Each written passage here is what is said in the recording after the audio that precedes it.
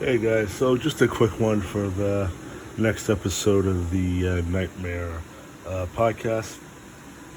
It is almost 12:30 a.m.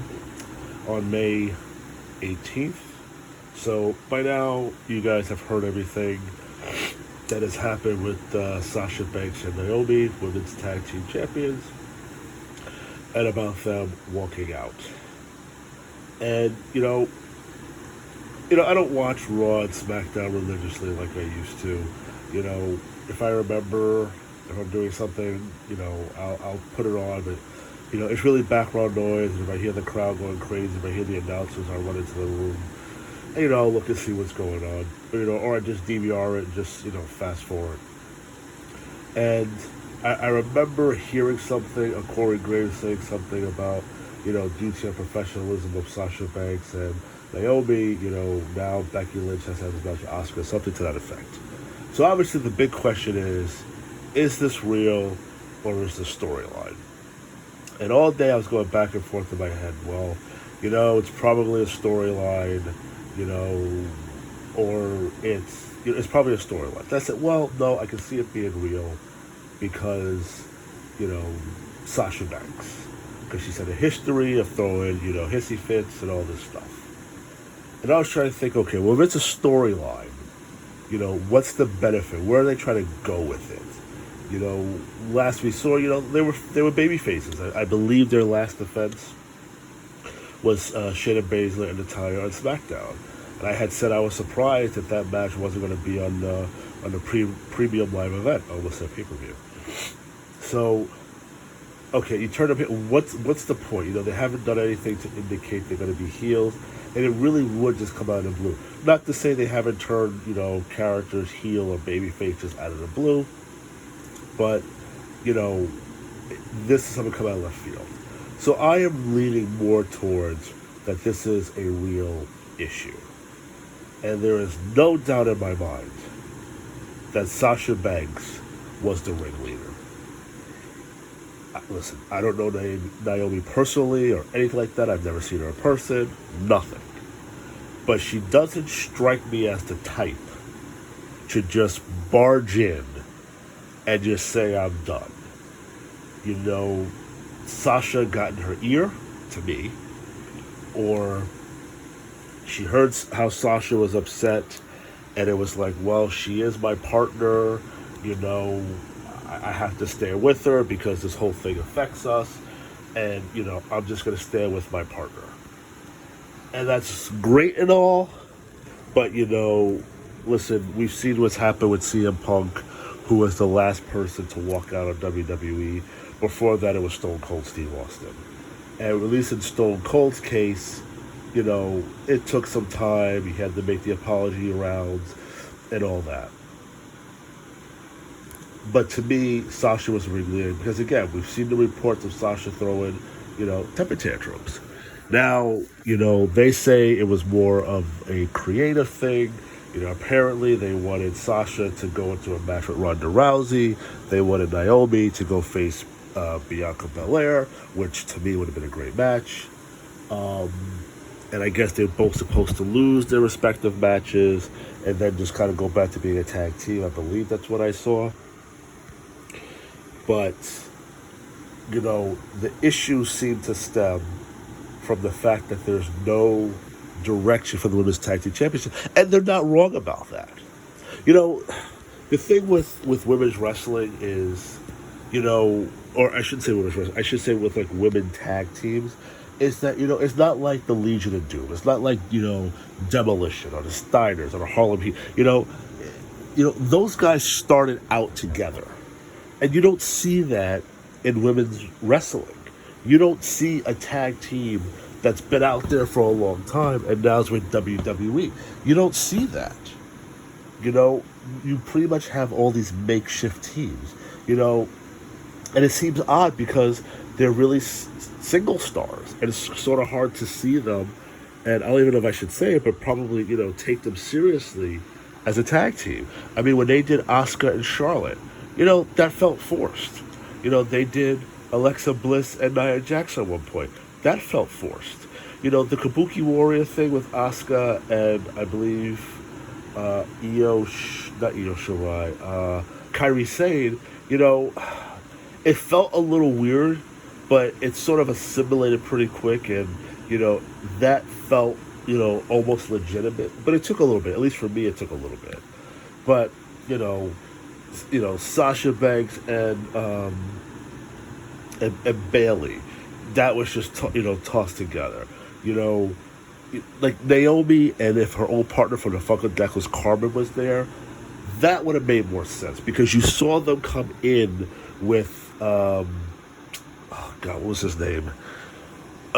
When he Brutus Clay, when he came in doing the whole Funkadackle dancing thing, that was because we saw them come in that way.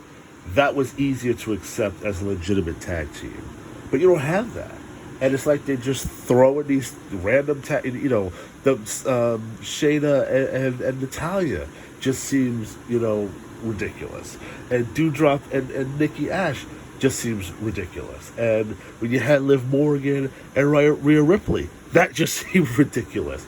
And with Selena Vega and Carmella, it's all just seemed forced because you're trying to make something with the tag team, with the women's tag team division. And on one hand, I understand because not everybody can go for, the women's tag, SmackDown and Raw. I get it. But, again, it's not like Legion of Doom. It's not like DX. It's not like, the Outlaws. It's not like, like when they did Rock and Undertaker at one point. That didn't seem right. They did Shawn Michaels and Stone Cold a long time ago. That didn't seem right. Kane and Undertaker, okay, the storyline brother thing, that kind of worked. Jericho and Big Show, it learned to meld together, but that wasn't something that was, it was just two guys who weren't doing anything, and they just threw them together. But it just seems different when it comes to the women because it just all seems forced. But back to the original thing of that, I believe Sasha Banks was the ringleader. And, I don't know if Sasha's worried about her spot, but if you rank the women in WWE, Sasha's not at the top. I'm sorry. To me, your number one person, and I know she just lost, is Charlotte. Behind Charlotte, I guess you can say Ronda Rousey, I guess. And behind, I'm sorry, let me go back. I'm sure there's a debate if it's either Becky Lynch or Charlotte as number one. But for me, it's Charlotte number one, Becky number two. I should have said Becky number two. I guess you could throw Ronda in at number three. And then, somewhere around number four is probably where you're going to find Sasha Banks. Or you may say Sasha's at number five and Asuka's at number four, and you put Asuka down because she's been gone for a while. You might want to put Bianca Belair up there because she's the champion. She's the champion right now. But as far as like those big names, Bianca's not up there with Charlotte. She's getting there, but she's not up there with Charlotte. Charlotte and Becky are different levels. And as much as I like Bianca Belair, she's not up there. Naomi's nowhere up there. Bailey's not there. None of them are there. So I don't know if that bothered Sasha that, how many times is Charlotte going to win the championship? Maybe that bothered her. Maybe the Becky Lynch, the man thing is getting old, Because, yeah, when Sasha wins the championship, it's not a lengthy title run. It's pretty quick. So I see her being the ringleader with the whole thing and getting in Naomi's ear. Now, if they do patch things up, which I'm sure they will, they're going to have to eat some shit. You're not going to come back and just be okay. The only person that is as this thing that I see escaping anything is Naomi. And the reason I say that is because, think back, we're all speculating that she's going to join the bloodline. When Jimmy Uso first came back, what happened? He got caught with a DUI. Does anybody remember him disappearing from TV? Because we all wonder, because they were just starting the bloodline storyline. You were just getting Jimmy Uso to join Reigns and his brother Jay to really form this thing. And then the DUI thing came out. I didn't see Jimmy removed from TV. I didn't see Jimmy getting any sort of punishment. Now, they could have did it because of the storyline. Maybe Roman Reigns said something. You know, it was my belief that Roman probably said something. And listen, and you can say that that shit's not fair, but that happens everywhere, okay? Even in where I work in my company, you know, you're a certain person on a certain level, you know, the rules don't apply to you. Now, yes, Roman got pinched for the wellness violation a while back. But if he popped tomorrow, do you really think they're going to say this is what happened and now we've relinquished the titles and now we're going to have all these tournaments? Do you really think that's going to happen right now with how well things are going, how much money is being generated based off of this man and his storyline and his merchandise, everything he's doing? It'll get swept under the rug because guess what? WWE has done that before. They have protected guys who popped for the wellness violations. So I can see where Naomi will have to eat some shit, but not to the level that Sasha's going to have to if everything comes back. And I think Sasha knows that. I think Naomi is regretting what happened because she let Sasha lead her astray. And, you know, you're a grown-ass woman, and you just said, listen, you know, I'm hoping for some good things to come around. You know, I'm hoping I'll be SmackDown champion. I'm hoping to join the Bloodline. You know, there's some bright perspective coming up for her. And I get that, you know, you want to stick with your friend and your partner. But sometimes it's like, listen, just because you're like caught up in your feelings and you think you're not getting the full spotlight, don't like try to pull me into this. Let us talk to them and have a conversation. I believe they said something was rejected. Now, I don't know if that was an alternate storyline that maybe the writers came up with and Vince said no, or was something that they suggested. I don't know. But the walking out thing is a big mistake. I'm not saying they won't be able to come back because, again, look, Stone Cold came back. You know, I know there was reports when CM Punk was sort of coming back around that they were saying WWE doesn't want him, you know, let him be AEW's problem. But we've seen where, you know, people have had issues with WWE and then they've come back. You know, time heals all wounds. And I really do, you know, believe that. I mean, look at CM Punk. I mean, does he seem like he's bitter? You know, he's enjoying what he's doing right now. So I do think this whole thing is real. Listen, if it's a storyline, they really got us or they got me. But I think the whole thing is real. I think Sasha was the ringleader. I think Naomi made a big mistake. And you can say, listen, you're supposed to stick with your partner, all that kind of shit. Listen, if your future is bright and you think so, you cannot let somebody who's caught up in their feelings take you down. Now, if this never happened with Sasha before, I might lean more towards your side. But we have heard the stories. You know, after WrestleMania with her and Bayley, you know, apparently, you know, her and Bayley sat outside their hotel room crying or something like that. I don't believe that too much with Bayley. Bayley maybe was out there with her trying to console Sasha, but I definitely see that because Sasha comes across as, you know, the little brat, you know, who will throw a temper tantrum if she doesn't get her way. And, you know, I'm not saying I hate Sasha. I don't. I'm not a huge fan of Sasha. I mean, for me, Sasha's just there. You know, like I said, I'm a huge fan of Charlotte. I love what she does. I know people are sick and tired of her, but I like Charlotte. I like Becky. I like Bianca. I like Asuka. I like Naomi. I like Shayna Baszler. I just wish they would, you know, treat her better. I like Natalya. I wish they would treat her better. I like Alexa Bliss, you know.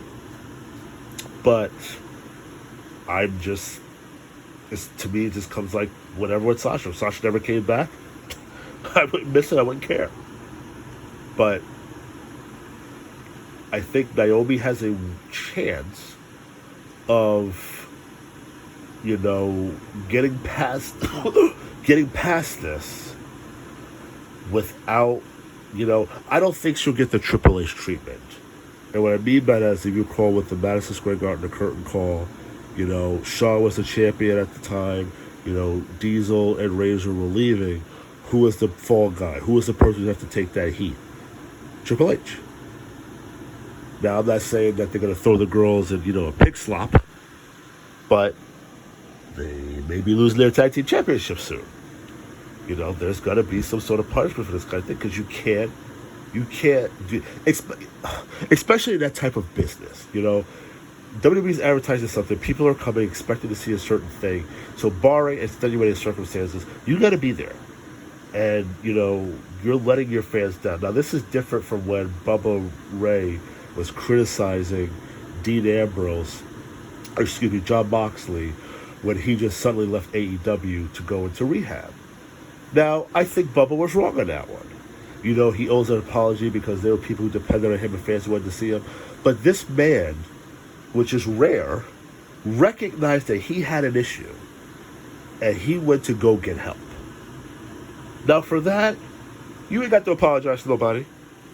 Because what good am I to you?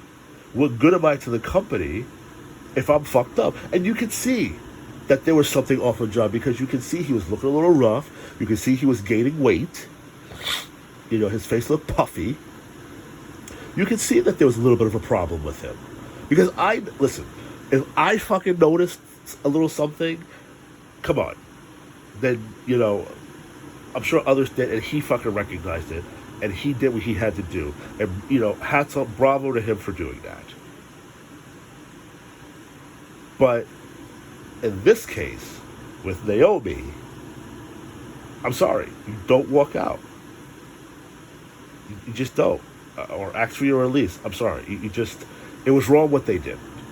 And I'm more disappointed in Naomi because, I threw out a scenario about how I think you could really elevate her to the next level. Because remember, this whole thing started with Roman. The plan was to elevate Jey Uso. And then when Jimmy came back was to put these guys on a new stratosphere. And they have fucking done it beautifully. And listen, if they end up going with the whole tag team unification thing, which supposedly is supposed to happen, I think Friday, with RK Bro and the Usos, clearly the Usos are going to win. Because for starters, RK Bro has been getting the best of them. And at some point, Usos have to get their turn. So if they go through with it, they're unifying the tag team titles. But they have elevated them perfectly. And, she's married to Jimmy Uso. So why not want to pull her in? I can see you pulling her in. And I think if you want to elevate Naomi to the next level, you get her involved in the Bloodline storyline. You build her up as a monster fucking female. And you put all of them on that level that nobody can touch us. And for her, she needs to be the one to dethrone Ronda Rousey. But now after what happened, if they were ever going to go that route, I don't know, because they want her to go with Bianca. I don't know. Does Reigns say something? Does Jimmy say something? Now, Jimmy may not be able to speak up too much because, he still has the stink of the DUI on him. But you don't throw away, a potentially golden opportunity because your partner is in her feelings. So, we'll see what happens with it. Maybe they'll be back next week. Maybe they won't. Then again, we can come out tomorrow and see that they were released from their contracts. And we're going to be looking to crown new women tag team champions. I can see Sasha getting released. I can see Naomi getting released. But maybe they're bringing her back right away. Or I can just see Sasha getting released. But we'll see what happens. We'll see if this is really legitimate or if it's a storyline again. I'm leaning more towards it's legitimate. And we will see what becomes of it. So, stay tuned, guys.